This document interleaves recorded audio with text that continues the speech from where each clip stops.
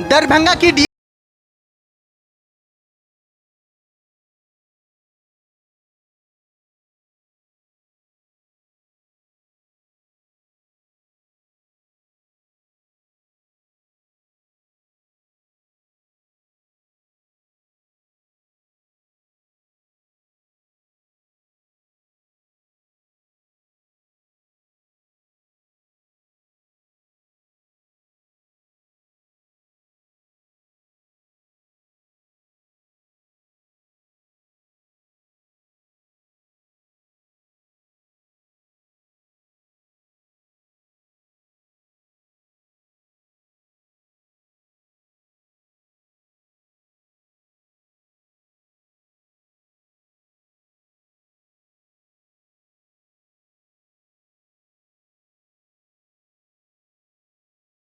नहीं थी। और junior PG1 PG first year second year का कोई भी डॉक्टर होता है 21-22 साल का, सब लड़का लोग वहाँ बैठा हुआ था।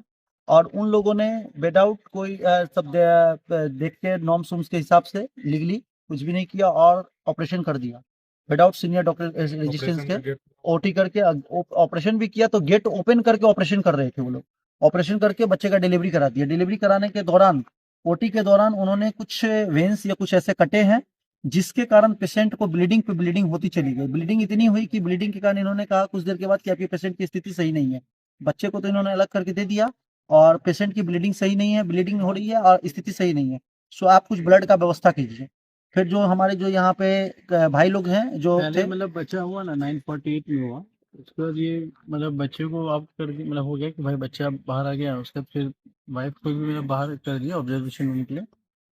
ऑब्जर्वेशन रूम में हम लोग भेज रहे हैं। फिर ऑब्जर्वेशन रूम में रही होगी हमें लगता है आधा घंटा। क्लॉटिंग निकल रहा था उसके मतलब पार्ट से। तो फिर उसके बाद फिर दोबारा से उसको आईसीयू में शिफ्ट हुआ है। आईसीयू में लेके गए तो वहाँ भी सेम वही प्रॉब्लम, क्लॉटिंग वाला हो रहा है। और डॉक्टर बोले कि हाँ ठीक है जो भी है। फिर ट्रीटमेंट का जो कर रही थी वो कर रही होंगी। तो ब्लड के लिए बोली हम लोगों को, हम लोग ब्लड लाइफ के साथ देखे आईसीयू से फिर तुरंत ओटी में शिफ्ट किए हैं। ओटी में भी ब्लड का जो भी रहा, 3 यूनिट लगभग ब्लड वो बोली थी, तो 3 drum blood life.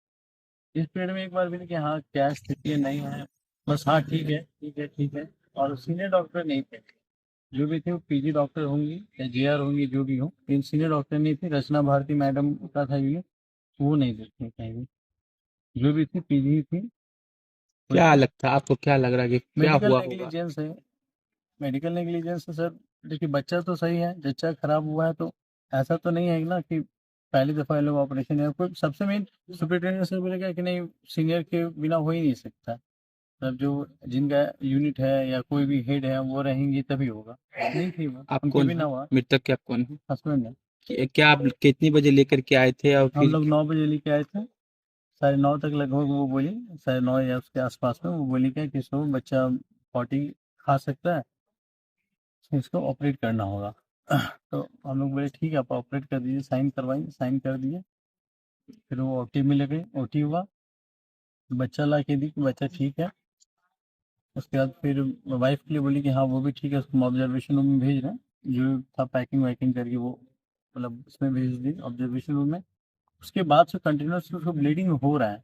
Continuously bleeding हुआ है, जब तक उम्र नहीं गई तब तक ब्लीडिंग हो रहा कितने है। बजे की घटना है मतलब जब? 9:48 में बाबू हुआ। उसके बाद हम समझ मान के चलिए आधा घंटे के बाद वो ऑब्जर्वेशन रूम में भेजी हुई है। उसके बाद से कंटिन्यूस ब्लीडिंग हो रहा है, मतलब रुक नहीं रहा है ब्लीडिंग। प्रशासन को आप लोग कब जानकारी दिए, क्या हुआ? प्रशासन नहीं, हम लोगों ने हॉस्पिटल से बात हो रही थी। हॉस्पिटल वो लोग बोल रहे हैं ब्लड ब्लीडिंग हो रहा है, हम इलाज कर रहे हैं, ऑब्जर्वेशन कर रहे हैं, देख रहे हैं, कर रहे हैं। फिर इन्होंने ब्लड मांगा। ब्लड मांगा तो एक यूनिट, फिर दूसरा, तीसरा, ऐसे करके 3 यूनिट हम लोगों ने ब्लड प्रोवाइड भी किया हॉस्पिटल को। ब्लड प्रोवाइड किया बोले, और जो ब्लड और ऑब्जर्वेशन करते करते उस दौरान हम लोग को अपना शक है कि ये 4 बजे के आसपास ही मर चुकी थी। और उसके बाद ये लोग बोल दिए कि हमको ट्रामा सेंटर में भेजना पड़ेगा।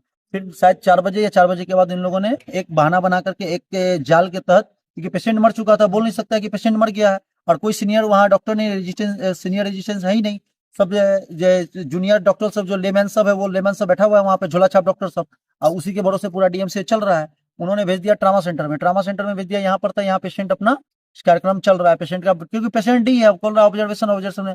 फिर हम आए तो हम यहाँ पे गए, तो जब ट्रामा सेंटर में आए तो देखे भाभी को, हमके शरीर कहीं हिल नहीं रहा, हमके भाभी कहाँ है? तो अंदर है, तो भाभी को गए देखने के लिए, देखे तो देखते हैं शरीर में कहीं कोई हिला, कुछ भी मूवमेंट होना चाहिए ना, जरा सा भी शरीर हिले या कुछ सांस ले रही है, सीरियस कुछ भी भी था तो कहीं या कुछ तो था ही नहीं। अगर सीरियस था, अगर पोजीशन सीरियस था, या अगर आपके हॉस्पिटल में संभालने का व्यवस्था नहीं था, तो आपने को कहना चाहिए ना कि आपकी पेशेंट्स हमारे कंट्रोल में नहीं है, आप किसी दूसरे डॉक्टर के यहाँ ले जाइए या दूसरे हॉस्पिटल में दिखवा लीजिए। लेकिन इन्होंने कुछ ऐसा कुछ भी नहीं कहा। उसके बाद इन्होंने ट्रामा सेंटर में रेफर कर दिया। रेफर करने के बाद यहाँ पे भी वो हम लोग का शक है कि ये पेशेंट मर चुकी थी, उसके बाद यहाँ रेफर कर दिया। रेफर करने के बाद जब हम देखे हैं यहाँ पेशेंट को, हम जब यहाँ पे आके 3-4 लोग अंदर घुसे हैं, हम बोले पेशेंट का क्या है, पेशेंट का क्या है, तो क्या कर रहे हैं, पेशेंट का क्या प्रोग्रेस है, क्या इंप्रूवमेंट है। तो पेशेंट अभी ऑब्जर्वेशन हो रहा है, हल्ला चिल्ला मत कीजिए, बाहर जाइए, आप हल्ला जोर से मत बोलिए, पेशेंट का ऑब्जर्वेशन चल रहा है, ऑब्जर्वेशन चल रहा है। एक लेडीज डॉक्टर अंदर में बैठी हुई थी और 2-3 जूनियर लड़के लोग थे वहां पर। तो फिर बोले हम, तो आप लोग बाहर चलिए, देख के बता रहे हैं। आई डिपार्टमेंट कहाँ? वार्ड में काम करते वार्ड में DMCH कौन बोलो से ना। अस्पताल में? डाटा ऑपरेटर है। डीएमसीएच में ही है ना? हाँ, जो आप आरोप लगा रहे हैं डीएमसीएच के अंदर ही आरोप लग रहा है, हाँ। क्या कहेंगे आप? खुद जब डीएमसीएच में कार्यरत हैं और कहा जाता है कि जो डेथ की हैं उनकी मदर भी डीएमसीएच में कार्यरत हैं, जो डेथ की हैं वो खुद जेएनएम कर चुकी हैं, उनकी छोटी उनका बहन वो खुद ज्वाइनिंग नर्सिंग कर चुकी हैं। उनका ज्वाइनिंग भी था, मतलब डीवी भी हो गया था, ज्वाइनिंग भी था। अब जब आएगा बीटीएस का ज्वाइनिंग लेटर था, आया हुआ था, तो आने वाला है, आने वाला था, पास हो चुकी थी एग्जाम से। ये भी हो गया था। कहाँ लापरवाही मानते हैं? मेडिकल नेग्लिजेंस है। चंद्रा सर बोलेगा कि जो सीनियर है उनके बिना, मतलब उनके प्रेजेंस के बिना तो ओटी हो ही नहीं सकता है। लेकिन सीनियर नहीं थे उस समय कोई अवेलेबल, इनका भी यूनिट है, वो थी नहीं, तो सीनियर के प्रेजेंस में होना चाहिए ना, तो वो अच्छा, नहीं थी। लास्ट सवाल आपसे, क्या मांग करते हैं? न्याय होना चाहिए, किस तरह का? जो डॉक्टर्स के लिए जिम्मेवार है उसके ऊपर कार्रवाई होनी चाहिए।